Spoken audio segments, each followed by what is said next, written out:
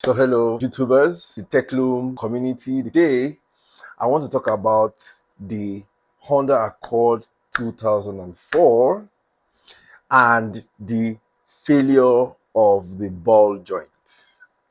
Okay, like in one of my videos I talked about the fact that the ball joint sometimes fail in those Honda Accords, especially the 2003, 2004, 2000 and I think 1998, 1999 models of Honda Accords.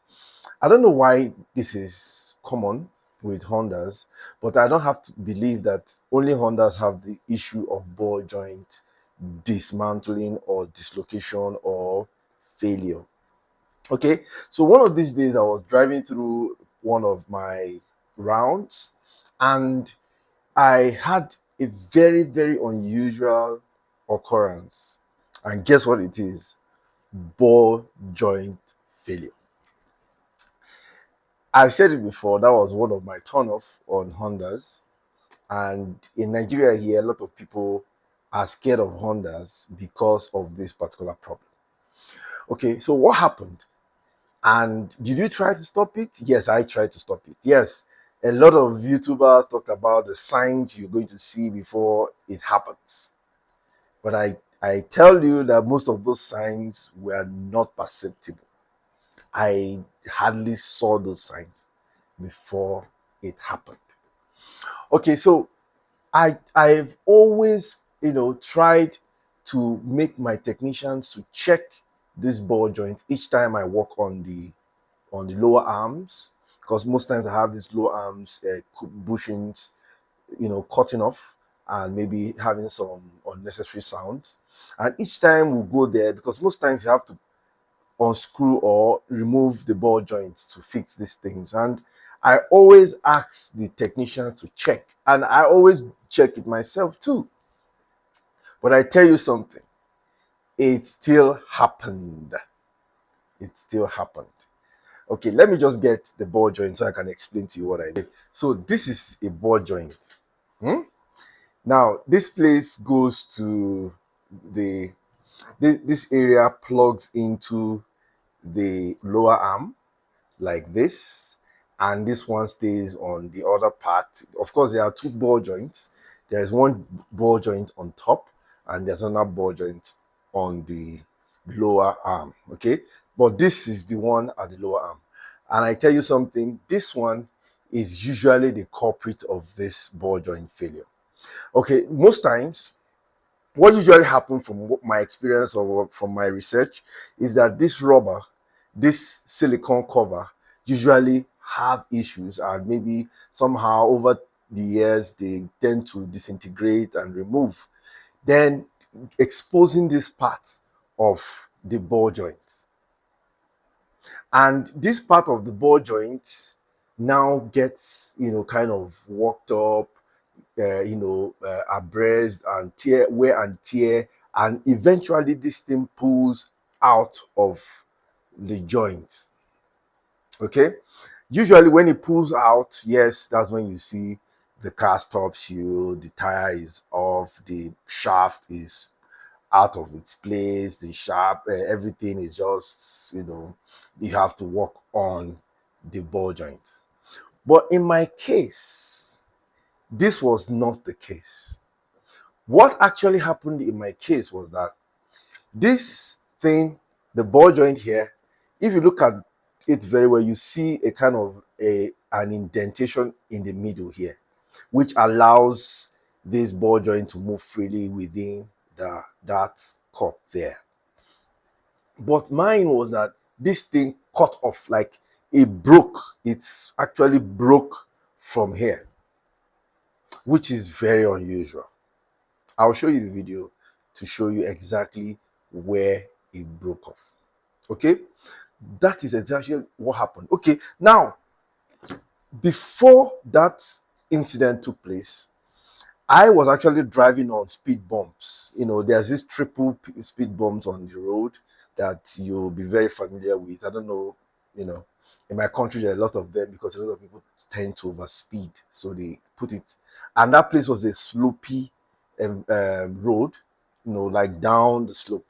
So those triple bumps were not actually the high bumps. It's the type that you can just slow down a bit, like 40 kilometer per hour or 30 kilometer per hour, and just move across and move. Then I flew the first one, then the second one, the third one. That was when this thing happened to my car. I just heard a screeching sound on the ground, and lo and behold, it's like where I was sitting as a driver is down, and the shaft was still making noise. Like you will know that, hey, the engine is still on. So I had to switch off the engine and stopped. Now, what really happened was that the tire that pulled off from its normal place was able to screech on the road and led to halting of the car. I will show you the wear that happened to the tire when this thing happened now. So the question is, you did everything. I did everything in my power to stop this thing from happening, but it happened anyway. Okay, a lot of thoughts came into my mind. Is it that this thing has been adulterated? Is it that the people producing this one that is all over the market? Because when I bought the car, I actually changed it. I changed both of them just for precautionary reasons.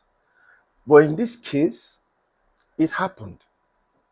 I had changed it like twice, you know, but it happened. So the question is it that this thing is defective? Is it that the alloy that was used to make this one? Because I don't believe this is from Honda.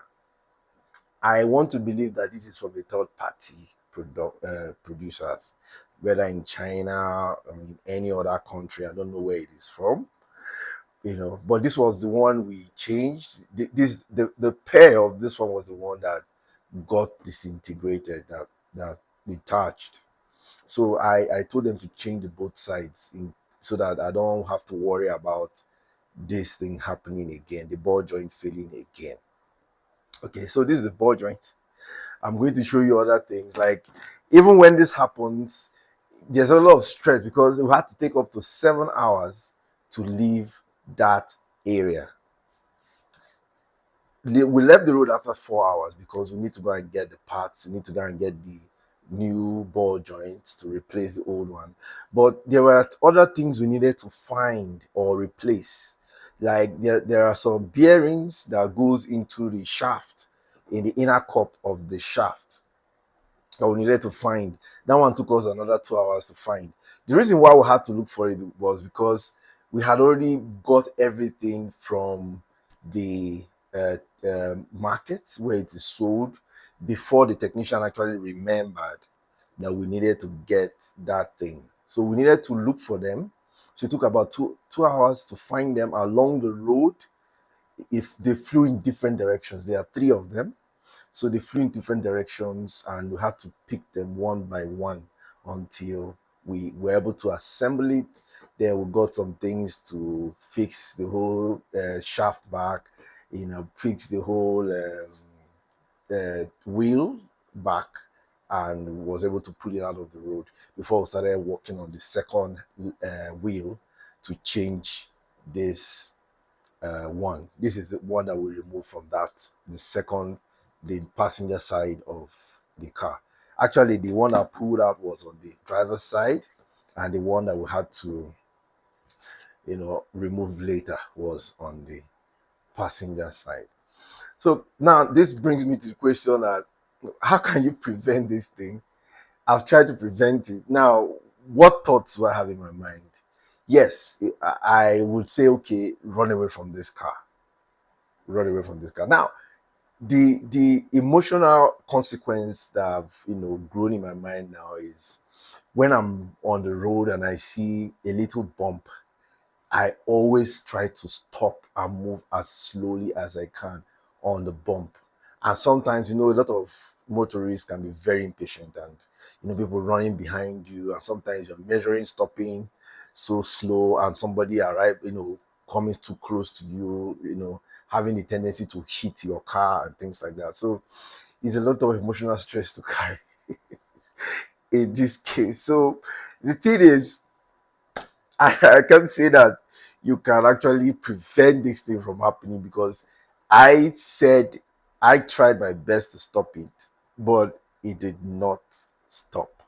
I know some of my friends that actually had this model of car, and when this thing happened, they disposed the car and they did away with it, and trying to remove that emotional stress from themselves. And you won't blame anybody for that. So I don't know. I still drive the car. I know that at least in the next 3 months and 4 months, I may not have any issues with this. So I think I have to have a plan to change that thing every 4 months, because the way this one happened is actually very unexpected. So I just want to bring it to your notice, because I talked about it when I got that car, when I reviewed the car and said most of the problems it comes with.